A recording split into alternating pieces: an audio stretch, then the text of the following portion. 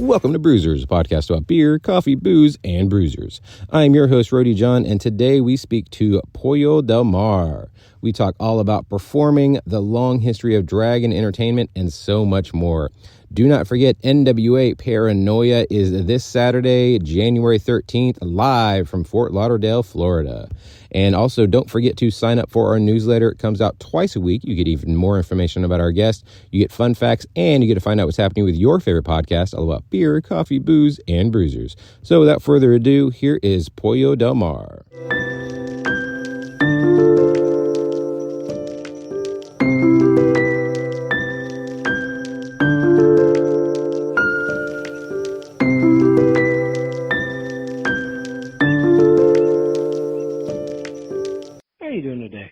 I'm doing very well. How are you?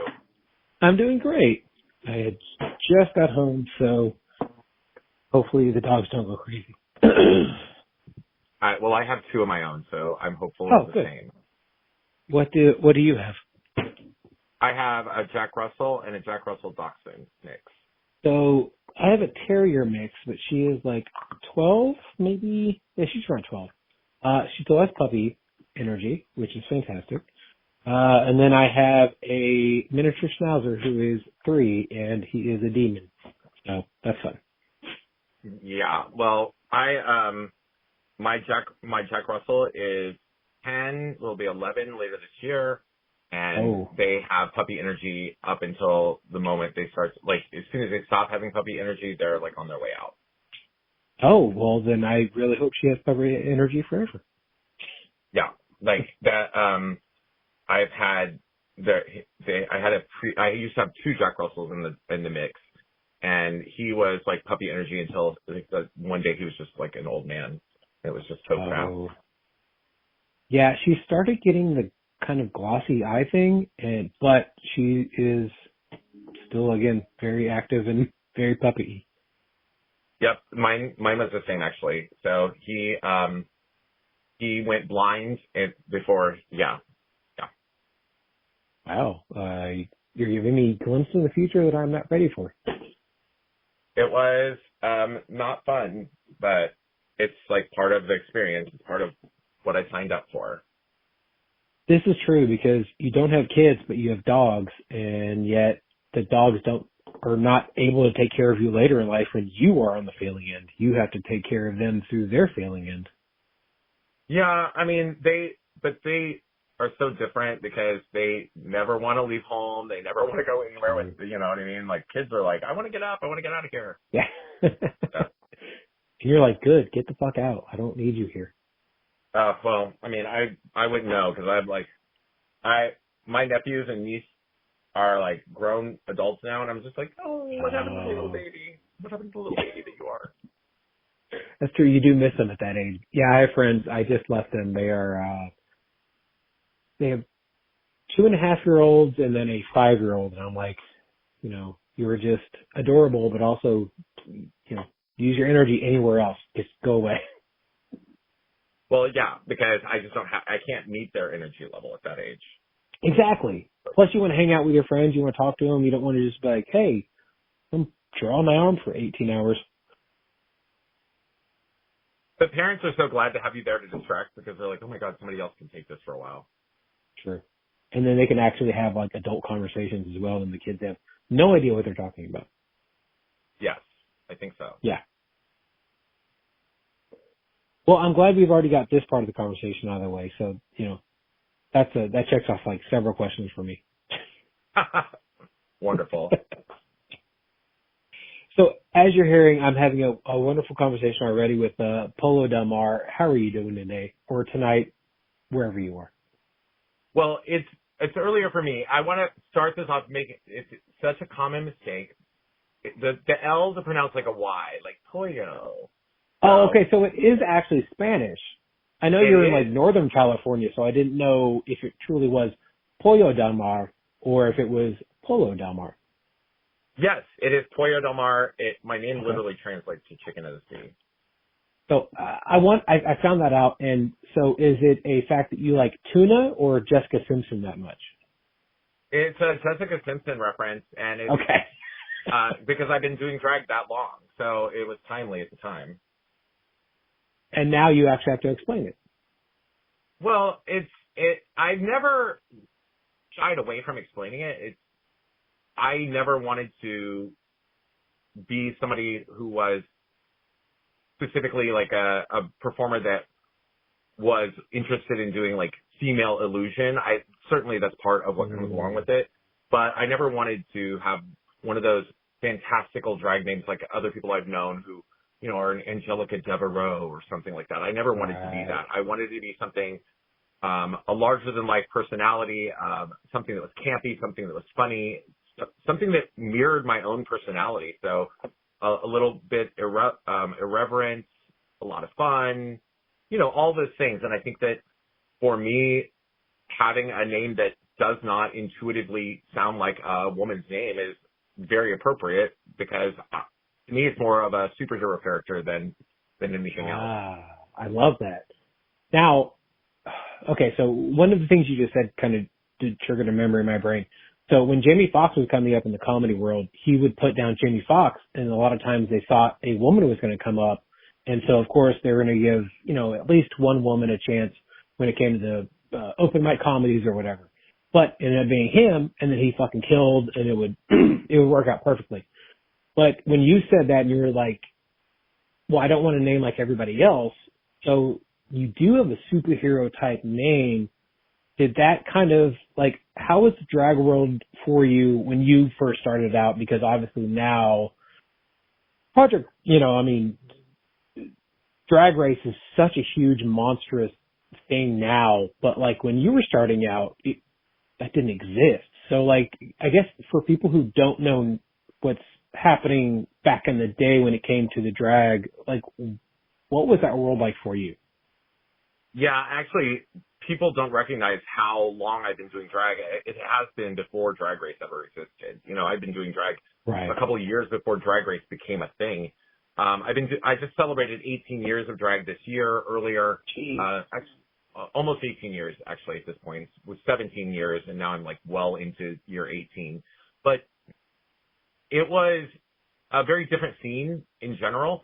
I also started in San Francisco, and San Francisco drag world is different than a lot of places throughout the rest of the United States and maybe around the world. But here it was much more of a punk rock vibe.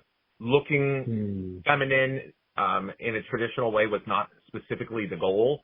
And as time progressed, that did become a goal for me, but only artistically, because I love that element of being able to give that kind of illusion. But drag was just very, very different. It was something that Drag Race has brought so many different types of drag to the forefront and to people's public consciousness that prior to Drag Race, you could almost look at a person's persona and figure out where their influences were from. If you were from the Midwest, you were presumably going to be much more of a very, very illusion-oriented, very female-presenting, because you presumably came up in a system that revered the pageantry and drag pageants, like these iconic drag pageants.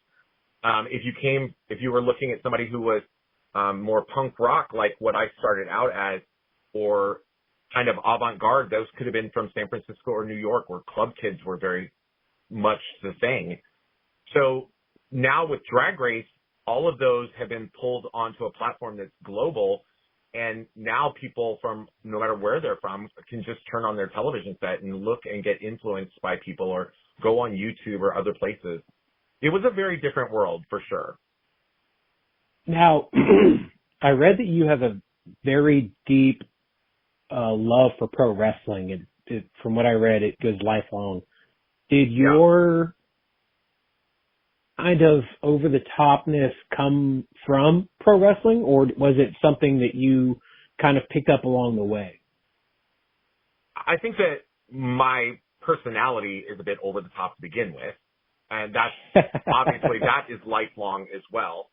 The theatricality of it, all of the things that are part of who I am as a person were pre-existing. I think that a huge part of that's what attracted me as a very young kid to pro wrestling. I loved that theatricality. I loved the over-the-top personas and personalities. And this was obviously long before I ever discovered drag. So pro wrestling, for me, definitely predates any of that.